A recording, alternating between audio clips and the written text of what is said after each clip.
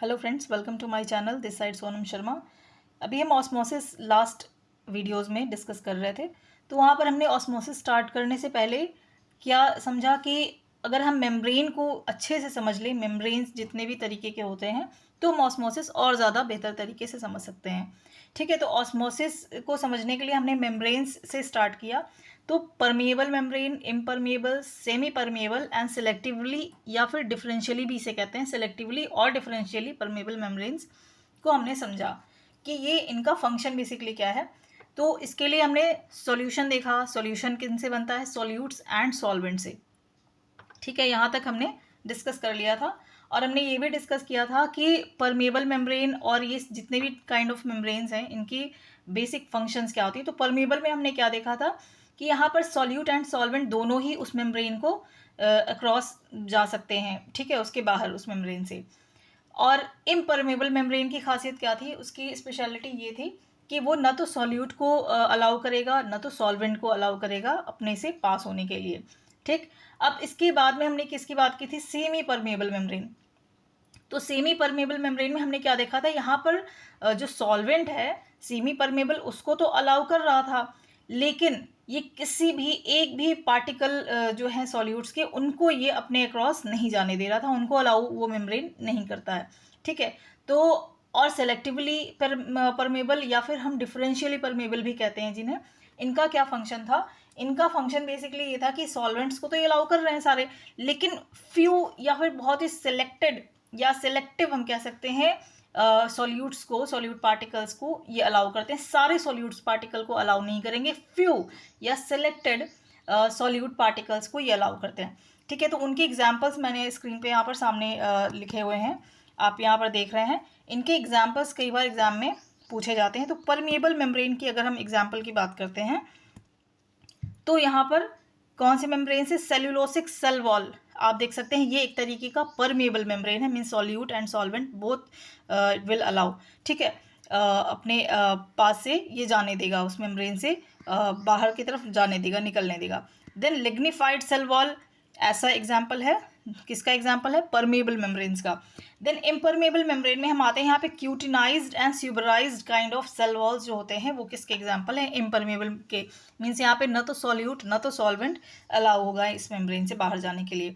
Then semi permeable membrane में हम आते हैं जहाँ पे सॉल्वेंट तो जा रहे थे सारे, मगर सॉल्यूट पार्टिकल्स जो थे वो अलाउ नहीं करता है अपने से बाहर जाने देने के लिए।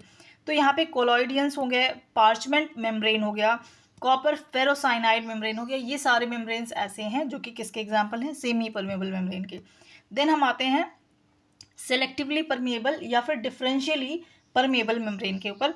तो यहाँ पे जितने भी तरीके के हम बायोलॉजिकल सेल्स देखते हैं, तो वो सारे जो हैं वो किसके एग्जाम्पल हैं? सेलेक्टिवली परमेबल मेम्ब्रेन के एग्जाम्पल हैं। इसके अलावा प्लाज्मा मेम्ब्रेन, प्लाज्मा मेम्ब्रेन आप जानते हैं सेल की जो आउटर कवरिंग कह लीजिए, या इसे हम सेल मेम्ब्रेन भी कभी कभी कहते हैं। तो प्लाज्मा मेम्ब्रेन का काम क्या होता है? ये भी किसकी तरह फंक्शन करता है? सेलेक्टिवली परमेबल से। ये सेल्स को बेसिकली आउटर इन्वायरमेंट से डिस्कनेक्ट करने के लिए, या आप कह सकते हैं प्रोटेक्ट करने के लिए जो होता है सेल प्लाज्मा मेम्ब्रेन प्रेजेंट होता है। टोनोप्लास्ट, टोनोप्लास्ट क्या होता है? इसके ऊपर डायरेक्ट क्वेश्चंस आते हैं कि टोनोप्लास्ट क्या है। तो टोनोप्लास्ट जो होते हैं आपके सेल्स के अंदर, आपने देखा होगा वैक्यूल्स के बारे में आपने सुना होगा। वैक्यूल्स जो है उसके आउटर, उसको कवर करने के लिए, या फिर उसकी जो कवरिंग होती है, लेयर्स होते हैं, वो क्या कहलाती है? टोनोप्लास्ट कहलाती है। तो ये सेल के अंदर जो सेंट्रल लार्ज वैक्यूल प्रेजेंट होता है, उसकी जो कवरिंग है, ये क्या कहलाती है? ये कहलाती है टोनोप्लास्ट। ठीक है, टोनोप्लास्ट कहलाती है।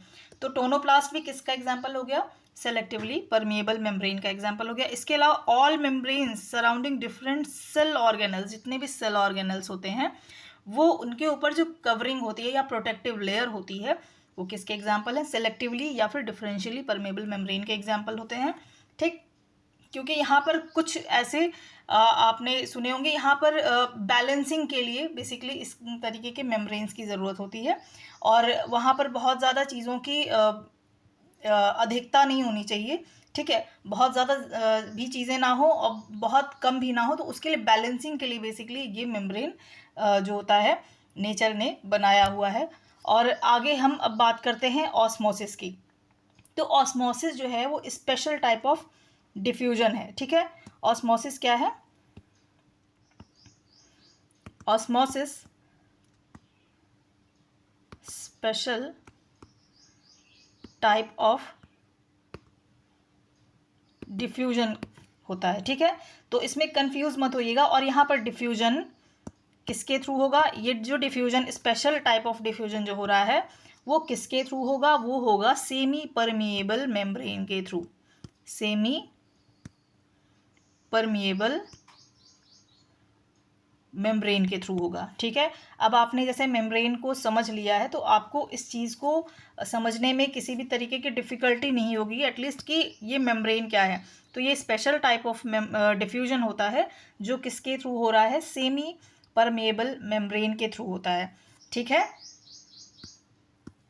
तो हम ऑस्मोसिस को ऐसे भी समझ सकते हैं कि अगर हम किसी सॉल्यूशन में सॉल्यूशन को सेपरेट करते हैं थ्रू सेमी परमेबल मेम्ब्रेन, तो वहाँ पर अगर उसके वीकर सॉल्यूशन से उसे सेपरेट किया जाता है तो वीकर सॉल्यूशन और स्ट्रॉन्गर सॉल्यूशन में यहाँ पर क्या हो जाएगा? सेमी परमेबल मेम्ब्रेन के थ्रू ये कॉन्सेंट्रेशन को इक्वलाइज कर देगा on the both of the sides, ठीक है। और आप ये भी समझ सकते हैं कि सेमी परमेबल मेम्ब्रेन, जैसा मैंने बताया कि यहाँ पर कौन से मॉलिक्यूल्स होंगे सॉल्यूट्स या सॉल्वेंट्स में जो पास करने के लिए अलाउ करता है या उसको पास कराएगा अपने मेम्ब्रेन से, वो सिर्फ सॉल्वेंट के मॉलिक्यूल्स होंगे या सॉल्वेंट के पार्टिकल्स होंगे जो कि उस मेम्ब्रेन के अक्रॉस ट्रेवल कर सकता है या मूव कर सकता है सेमी परमेबल में। तो यहाँ पर क्या होगा? ये सिर्फ सॉल्वेंट मॉलिक्यूल्स को ही क्या करेगा, या हम कह सकते हैं पार्टिकल्स को क्या करेगा? अपने अक्रॉस जाने देगा, ठीक। अब यहाँ पर होगा क्या, आप समझिएगा ध्यान से, इसमें किसी भी तरीके का कंफ्यूजन मत रखिएगा, ओके। तो यहाँ पर ये जो सॉल्वेंट मॉलिक्यूल्स हैं ये